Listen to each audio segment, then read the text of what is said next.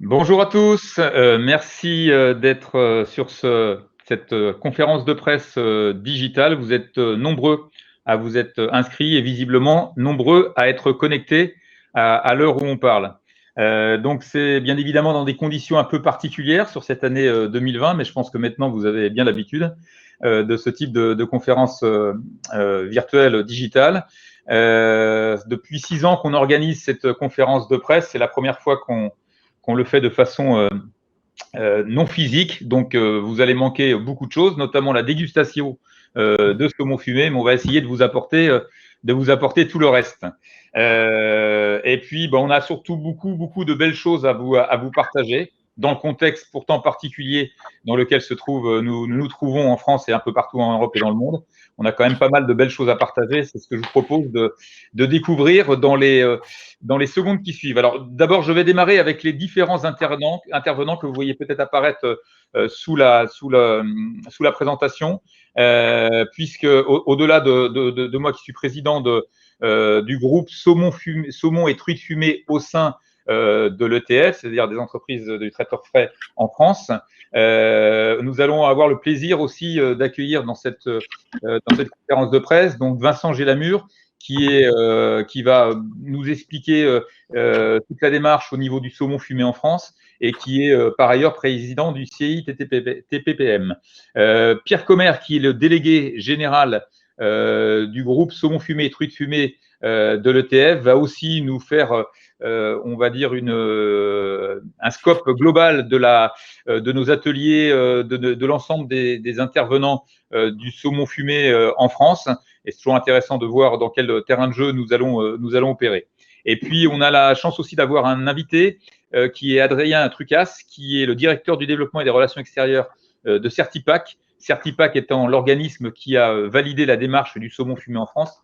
Et on aura l'occasion d'en reparler tout à l'heure. On sait que c'est une démarche qui est particulièrement appréciée de nos clients distributeurs et particulièrement appréciée de nos consommateurs et qui arrive, on va dire, le Covid ne fait que renforcer cette tendance qui était préexistante, qui arrive à un moment parfait pour notre filière du saumon fumé. Voilà pour les intervenants. En ce qui concerne le programme que l'on propose de partager ensemble, premier point, la première grande nouvelle ou grande information qu'on voudrait partager avec vous, c'est la vitalité et l'extraordinaire dynamisme du saumon fumé en France depuis le début de l'année. Et on va essayer d'identifier avec vous les raisons qui amènent à cette situation, à cette très forte croissance du marché du saumon fumé en France. Le deuxième point, et Pierre l'abordera, c'est effectivement face à ça l'extraordinaire vitalité des ateliers de fumage français. On abordera ensuite, justement à travers le savoir-faire, cette nouvelle démarche du logo saumon fumé en France. Et puis on finira avec une actualité plus tournée. Peut-être vous aurez des questions autour de ce sujet-là, autour de cette saison. On arrive bientôt, on va dire, dans la période cruciale sur le saumon fumé et sur tous les produits festifs de façon générale.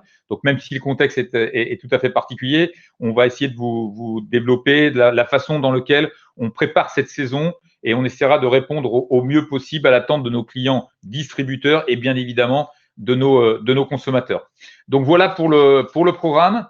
Donc, on peut maintenant passer au contenu avec la première information et qui est effectivement le fait que le saumon fumé et été et continue à être plébiscité par les Français sur 2020.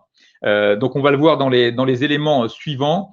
Depuis le début de l'année, alors ça a démarré bien avant le confinement, la première vague du 16 mars, puisque dès le début de l'année, on avait une tendance, vous le voyez à travers ces chiffres-là, c'est-à-dire de janvier à mi-mars, on avait un marché qui était en progression déjà de plus 9,3% en valeur.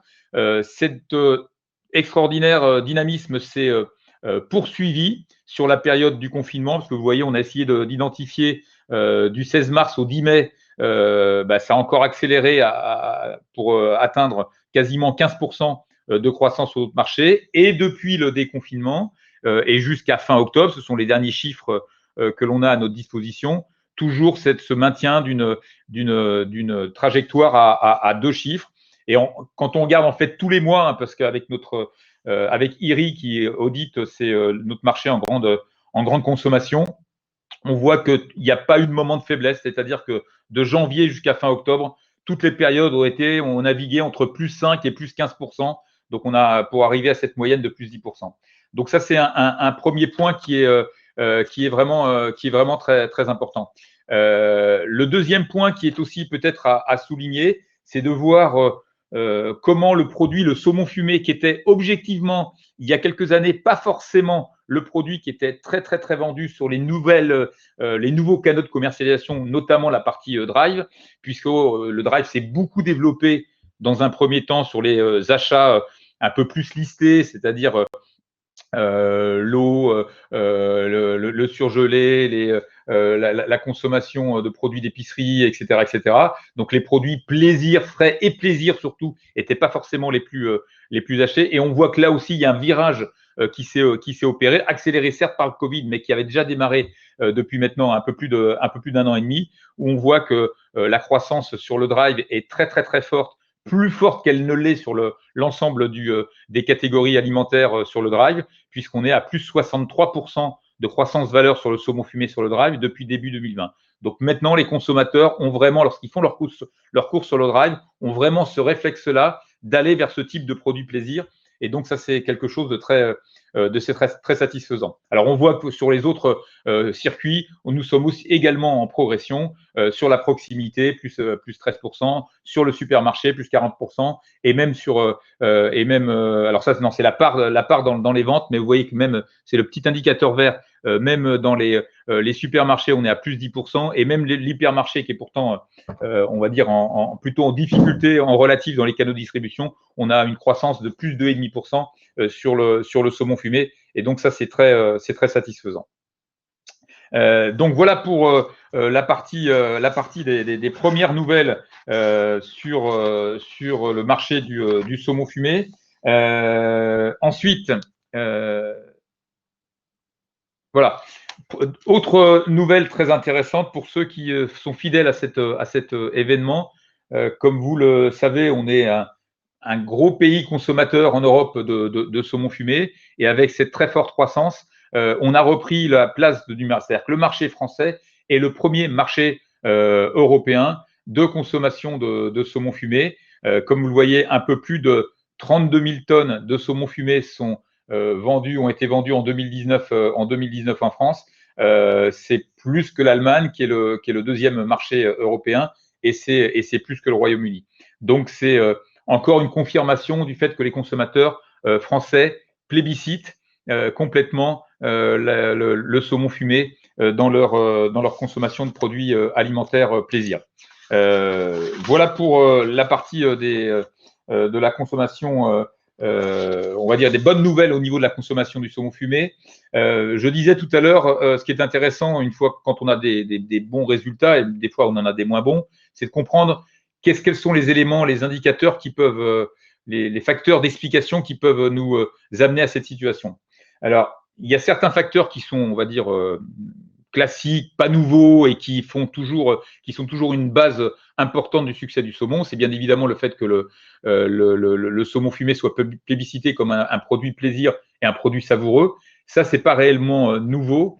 Après, le pourquoi ce produit-là a été peut-être encore plus plébiscité cette année, c'est qu'on le voit dans la consommation dans cette période de Covid. Je rappelle quand même qu'un foyer avec 2 enfants, en période de confinement, a préparé 84 repas par semaine. Donc, vous imaginez l'enjeu de préparation et de trouver des idées à chaque fois nouvelles. Et dans ces 84 repas, c'est vrai que les consommateurs ont en même temps envie d'avoir des produits qui soient faciles à mettre en œuvre, faciles à servir et qui ne demandent pas une grande préparation. Et en même temps, se sont retrouvés dans cette période-là à passer un peu plus de temps en cuisine. Et l'avantage du saumon fumé, c'est qu'il répond parfaitement à ces 2 attentes. Si on veut simplement une entrée plaisir sur lequel on n'a pas beaucoup de préparation à mettre en œuvre, c'est tout à fait possible. Et si on veut que le saumon fumé soit un des ingrédients d'une recette un peu plus élaborée, eh bien, on a aussi cette possibilité-là de pouvoir le mettre en œuvre. Donc ça, c'est cette première qualité du saumon fumé, c'est de bien s'adapter à ces nouveaux instants de consommation, soit facile à mettre en œuvre, soit au contraire un ingrédient plaisir pour des recettes créatives ou des recettes traditionnelles.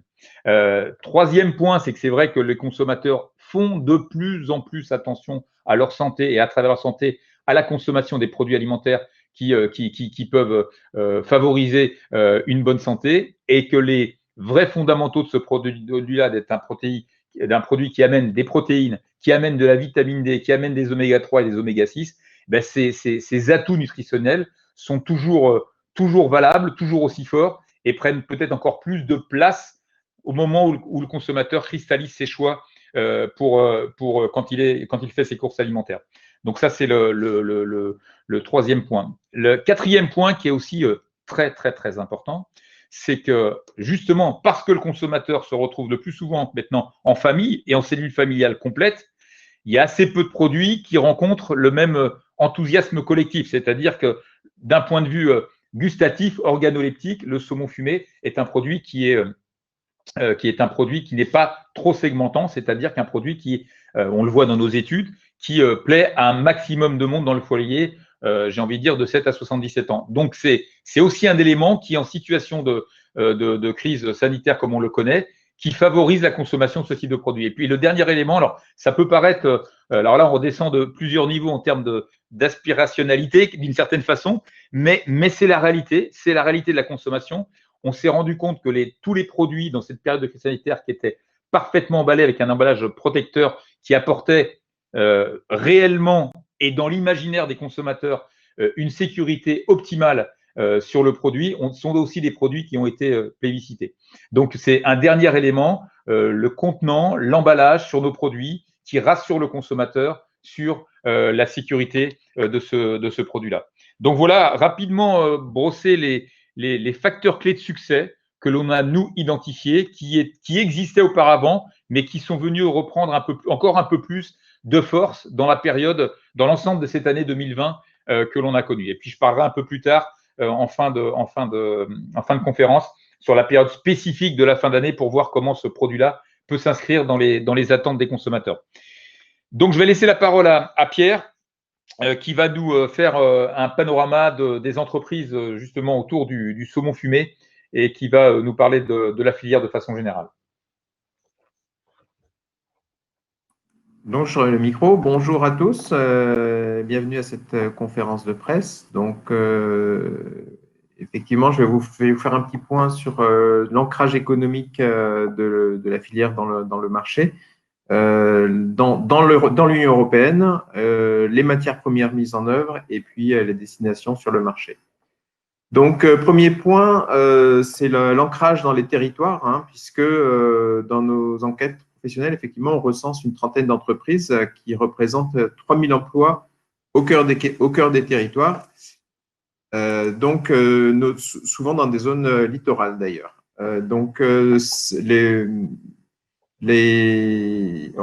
On classifie ces entreprises entre les plus grandes. Donc, on a 7 entreprises qui font plus de 1000 tonnes de saumon, qui produisent plus de 1000 tonnes de saumon fumé par an. Ensuite, dans un grand créneau de 100 à 1000 tonnes, on a 11 entreprises. Et puis, on recense, dans des plus faibles volumes, on recense 12 entreprises qui font entre 5 et 100 tonnes de saumon fumé. Le tout pour un chiffre d'affaires de un petit peu moins de 700 millions d'euros. 3000 collaborateurs, je le dis, c'est un rôle économique quand même significatif en France. Le deuxième point qui est intéressant à développer, c'est de voir, on a vu la consommation, la place de la France comme dans les pays consommateurs. Ici, c'est la place de la France dans les pays producteurs. Alors, il est loin le temps où le trio de tête, c'était il y a encore une quinzaine d'années, c'était France, Allemagne et Danemark. Vous voyez que ça a bien changé, puisque Allemagne et Danemark ont disparu du trio de tête. La France s'y maintient. C'est ce pays qui maintient cette production et qui a augmenté sa production depuis lors. Mais bien évidemment, on voit que la Pologne s'est mise au premier rang de la production, la France étant sur la deuxième marche à peu près à équivalence avec le Royaume-Uni, et une production qui est de 24 000 tonnes de saumon fumé en France en 2019. Et puis, on voit apparaître un troisième larron qui est la Lituanie, qui monte sur la troisième marche pour la première fois cette année. Le troisième point que je voulais vous présenter, c'était les origines des matières, puisque, comme on l'a dit, le saumon, on a quasiment pas de production en France. On peut dire qu'on est proche de zéro, même si ça pourrait évoluer dans les années à venir. Mais aujourd'hui, il y a pas de saumon fumé, il n'y a pas de saumon en France. Donc, on travaille essentiellement du saumon importé.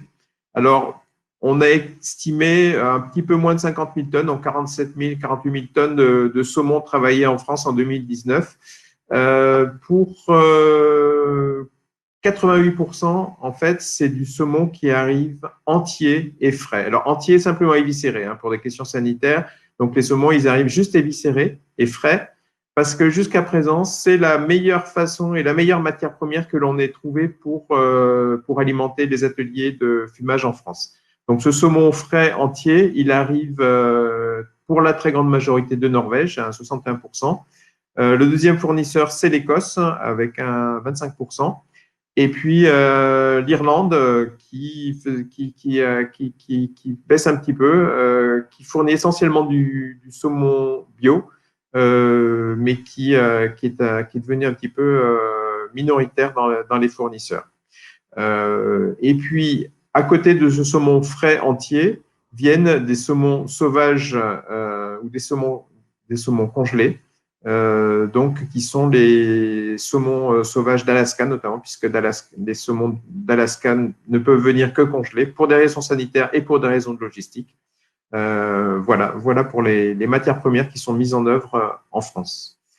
Et ensuite, le dernier point que je voulais vous développer, c'était les destinations des préparations du saumon fumé en France. Donc, bien évidemment, on voit que le marché des ménages via les GMS est le plus gros, puisqu'il fait à peu près les 2/3. Les 2/3 des saumons sont vendus en GMS. On a un marché important pour la RHD et les grossistes, donc tout ce qui est l'alimentation de la restauration commerciale et la restauration collective. Un petit marché de 5%, donc qui est les entreprises agroalimentaires pour fournir les entreprises qui font des produits genre des pizzas, des salades, des sandwichs, voilà, des plats cuisinés qui utilisent un peu de saumon fumé. Et puis, il reste malgré tout un petit peu d'exportation, un peu plus de 2000 tonnes d'exportation. Donc, ça a un peu baissé ces dernières années, mais l'exportation reste quand même avec un point à signaler très important, c'est que la France est relativement déficitaire en poissons de toutes sortes et le saumon fumé est le premier produit exporté dans tous les poissons transformés en France. Donc, ça reste important pour la France et ça reste important pour le secteur. Voilà. Donc, je vais laisser la main, je crois, c'est à Vincent maintenant, qui va vous présenter les démarches que l'on a mis en œuvre. Oui, bonjour tout le monde. Donc, je vais vous parler du logo saumon fumé en France. Arnaud, est-ce que tu peux remettre les slides, parce que je n'arrive pas à les mettre en plein écran. Merci. Voilà.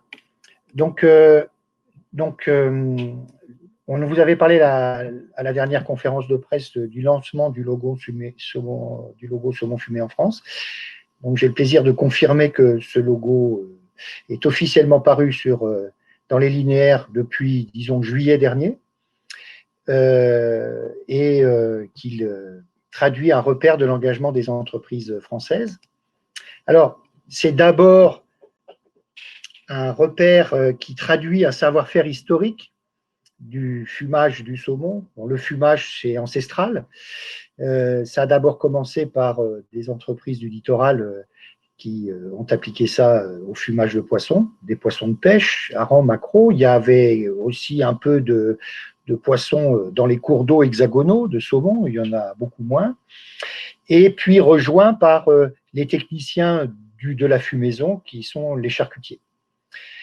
C'est une myriade de métiers, depuis l'approvisionnement jusqu'au tranchage, en passant par le contrôle de la matière première, et on verra que dans notre logo et dans notre référentiel, on a absolument tenu à ce que dès l'approvisionnement et le contrôle de ces matières premières fasse partie intégrante du référentiel, parce que c'est un point clé si on veut valider la qualité des produits. Le filetage des saumons, c'est-à-dire la levée des filets, puis le parage pour enlever tout ce qui n'est pas le cœur du filet lui-même, le salage et le fumage, qui sont deux opérations essentielles dans ce métier, et enfin le tranchage avec, Jacques le précisait, dans le marché français, qui en fait son succès, et c'est le premier en consommation, c'est que nous avons développé énormément de manières de trancher et de présenter le saumon fumé pour des multi-usages. Bon, 2 saumons fumés sur 3 sont vendus en France et sortent des ateliers français. Donc ça, c'est très important. Qu'est-ce qui sort de là? C'est la prise en main d'un saumon entier viscéré jusqu'à sa présentation sur le marché. Donc nous avons eu l'idée de lancer la charte du saumon fumé en France en 2018. Et pour qu'il puisse s'indiquer sur les packaging, on a décidé en 2019 de créer un logo fumé en France à destination du grand public. Et en 2020, 85% des volumes préparés en France sont dans cette démarche, c'est-à-dire l'ensemble des industriels que nous sommes, que ce soit à marque nationale, bien sûr, mais également l'offre est proposée aux marques distributeurs. J'espère qu'il y en aura bientôt sur le marché qui l'utiliseront. Toutes les entreprises ont été signataires avec beaucoup d'enthousiasme. Il n'y a rien d'anticoncurrentiel là-dedans, mais cette démarche de reconnaissance était très importante pour chacun. C'est un point de repère clair pour les consommateurs. La position du logo est soumise à l'engagement des entreprises, à la charte, c'est-à-dire qu'il faut avoir réussi le passage officiel de l'audit du référentiel de saumon fumé en France pour pouvoir apposer le logo. C'est très important. Cette charte, en fin de compte, bien sûr, impose que l'ensemble du traitement soit fait en France, depuis la réception du poisson jusqu'à sa transformation finale, et prenne en compte tous les aspects de la responsabilité sociétale de l'activité, depuis le choix de la ressource jusqu'à la manière dont on engage nos compétences et nos responsabilités dans sa transformation, dans son emballage. Il y a 6 thèmes que je rappelle, c'est une gestion responsable des ressources marines, une gestion responsable et maîtrisée des ateliers et des procédés, une sécurité sanitaire et une traçabilité parfaite depuis l'œuf du saumon jusqu'à l'assiette, une surveillance très stricte de la qualité, qu'elle soit organoleptique mais également microbiologique, une qualité nutritionnelle préservée, que l'ensemble de la richesse du support, du média saumon se retrouve à la fin dans le produit que le consommateur va déguster. Et enfin, tous les aspects de la responsabilité sociétale de l'entreprise. Le fait que l'on mette en avant ce savoir-faire et cette localisation française participe aussi de cette volonté de garder cette transformation sur le territoire français tant que faire se peut. Alors, avant de passer la main à M. Trucat de Certipac, il était très important, et nous avons tous souscrit à cet engagement, que ce ne soit pas simplement du déclaratif d'entreprise en disant je fume en France, je suis génial, je suis extrêmement responsable sociétalement, mais on a absolument voulu que ces dires puissent être certifiés par un organisme tiers. Et nous avons donc choisi Certipac, qui est un organisme de contrôle très reconnu dans le secteur de l'agroalimentaire, pour nous accompagner dans cette démarche et être notre organisme de contrôle intransigeant. Certipac est un organisme de contrôle intransigeant. Donc, je passe la parole à Adrien Turcas sur ce point-là. Bonjour, merci beaucoup, M. Jalamur. Bonjour à toutes et à tous. Effectivement, nous avons eu la chance d'être retenus pour le contrôle de la charte saumon fumé en France, ainsi que son logotype qui vous a été présenté précédemment. Donc, dans le cadre du contrat qui nous lie aux demandeurs, notre intervention va porter sur le contrôle de la charte et le respect de l'usage de logotypes, c'est-à-dire qu'il s'agisse de la réception des matières premières jusqu'à l'expédition et mise en vente du produit. Le contrôle de cette charte porte sur de nombreux critères que vous ont présentés M. Gélamur et M. Commer, tout en sachant que Certipack s'appuie sur un document qui est un plan de contrôle qui va traduire l'ensemble des exigences de la charte saumon fumé en France dans des points de critères précis, identifiés à chaque étape d'élaboration et de traitement du produit. Donc, Certipack va assurer un audit auprès de chaque entreprise signataire de la charte. Il n'y a pas d'audit auprès de structures non signataires de la charte, c'est-à-dire qu'il y a un engagement qui est formalisé auprès de l'ETF et le CITTPM. Lorsque l'audit est réalisé, si les résultats de l'audit sont conformes, on verra le détail par la suite, une attribution est réalisée d'une attestation de conformité de l'opérateur. Et évidemment, l'ETF et le CITTPM en sont informés. Donc, lors de cet audit, on assure par échantillonnage, sur un principe d'audit qui sont basés sur des systèmes de management, ISO 14001, 5000, 45001, 26000, mais également de sécurité des aliments.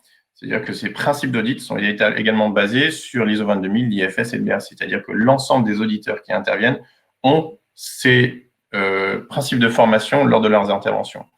Les auditeurs sont également habilités dans le secteur d'intervention salmonicole et ils sont formés, bien évidemment, sur la sécurité alimentaire, puisque c'est un principe important qui a été introduit dans la charte saumon fumé en France. Lors de ces audits, on va procéder au recueil des preuves factuelles démontrant la conformité du produit et de l'organisation de la structure relatif aux spécifications qui sont définies dans la charte saumon fumé en France. Le principe de la charte s'appuie sur un protocole de contrôle avec une fréquence d'audit qui est déterminée par une note qui est obtenue à l'issue de cet audit. C'est-à-dire qu'à l'issue de l'audit, au regard du résultat du contrôle, une note est obtenue qui va déterminer la fréquence à laquelle l'opérateur sera vu la prochaine fois. Ce qui peut aller jusqu'à tous les 18 mois, mais également jusque 2 fois par an. C'est-à-dire 2 fois par an dans les cas où des écarts nécessitent, au regard de l'évaluation de risque, une intervention, jusqu'à 1,5 ans, si tous les feux sont ouverts. Le périmètre d'intervention, donc, il est déterminé par la charte, qui est traduit elle-même par un protocole de contrôle. Il y a des obligations de moyens et des obligations de résultats.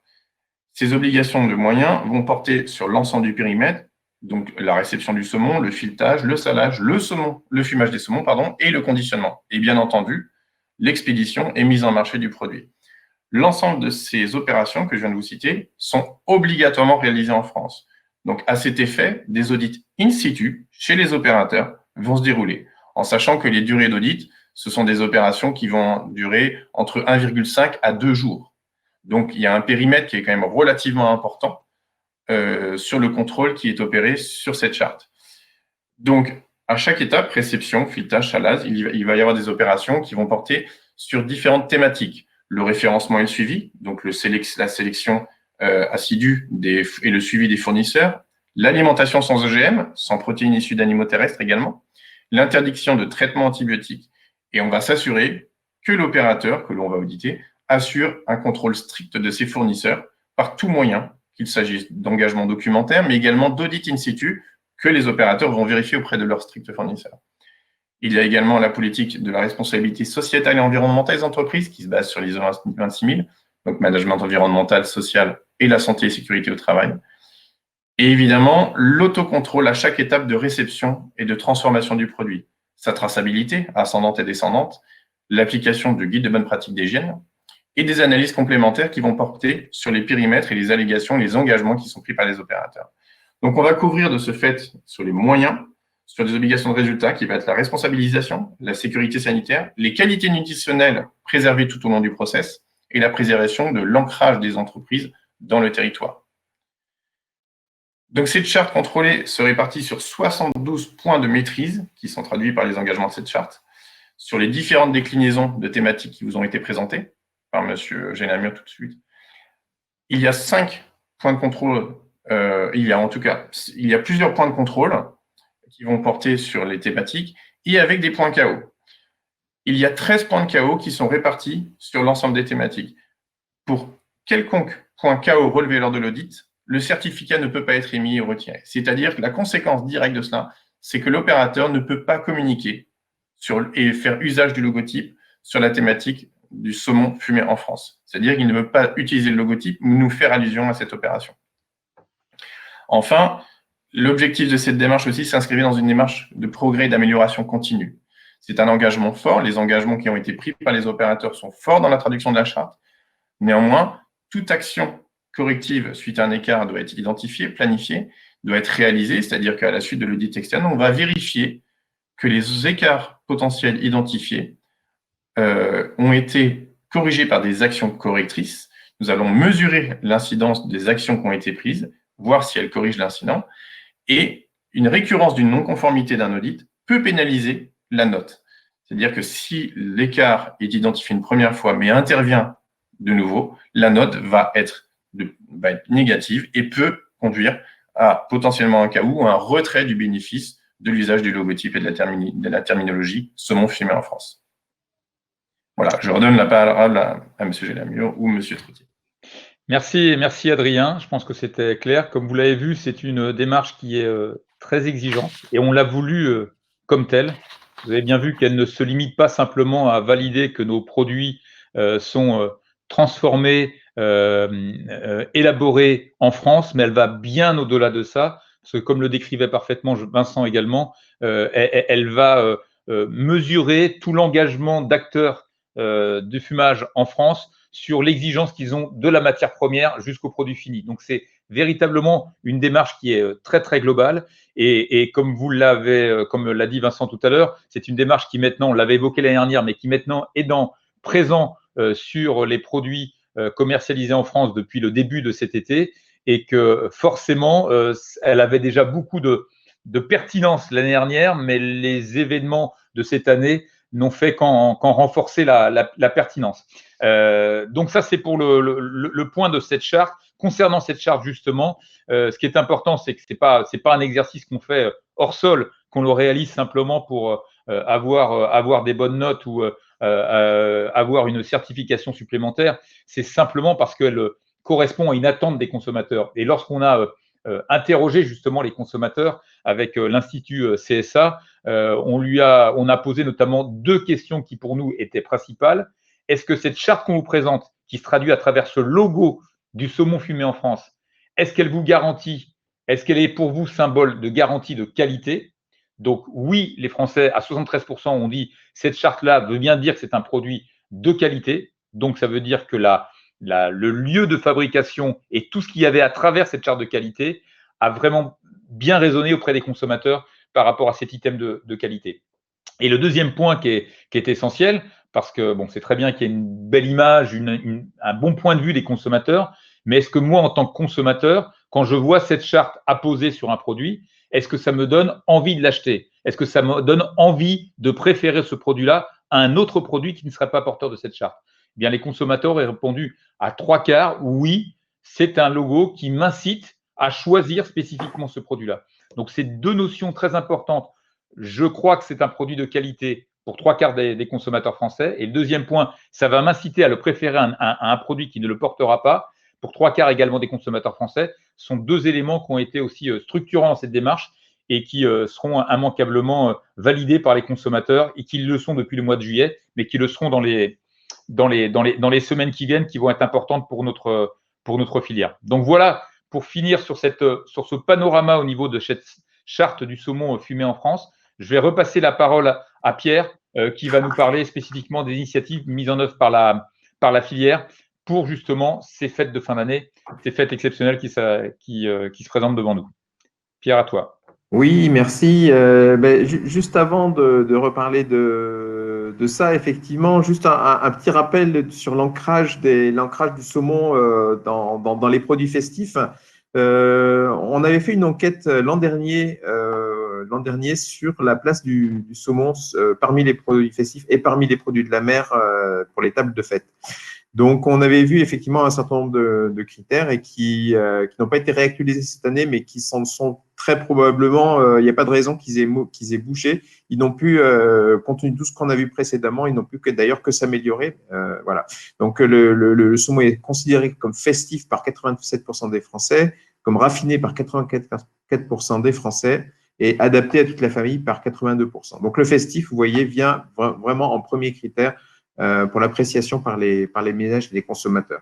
Et puis, si on compare avec les autres produits festifs, disons des produits de la mer, produits aquatiques festifs pour les tables de fête, le saumon vient en premier avec 72% d'appréciation sur ce critère, contre 65% pour les huîtres et 55% pour les crustacés en général.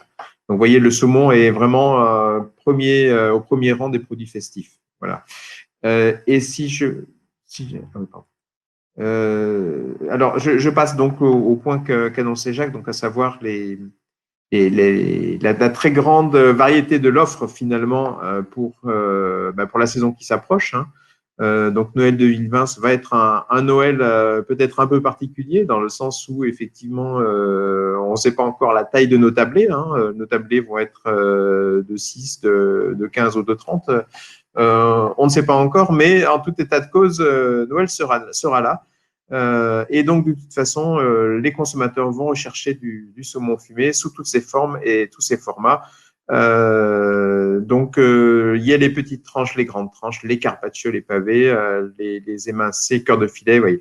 Il y a vraiment une très grande variété. Le point qu'on peut retenir, c'est qu'il y a une très grande variété de l'offre qui sera présente dans les rayons de nos supermarchés.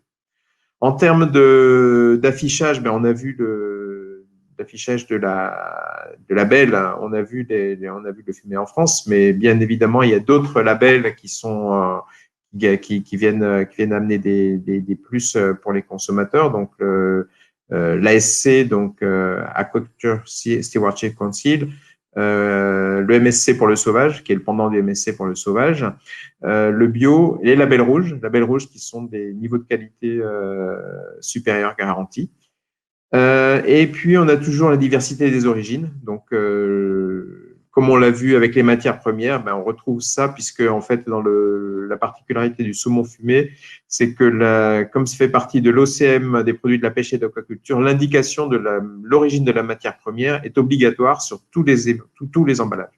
Et donc, vous allez toujours pouvoir voir le pays d'élevage pour les poissons d'aquaculture ou le pays de pêche pour l'océan de pêche pour les poissons de pêche sauvage. Et puis, bien évidemment, il y a des variétés qui sont développées par les différentes maisons, par les différentes marques pour aider au choix des saumons qui vont mettre en avant différents critères comme les intensités aromatiques, parce que les consommateurs vont rechercher des saumons au goût plus ou moins marin, au goût plus ou moins fumé, ou des choses de cette nature qui sont mises en avant par les marques.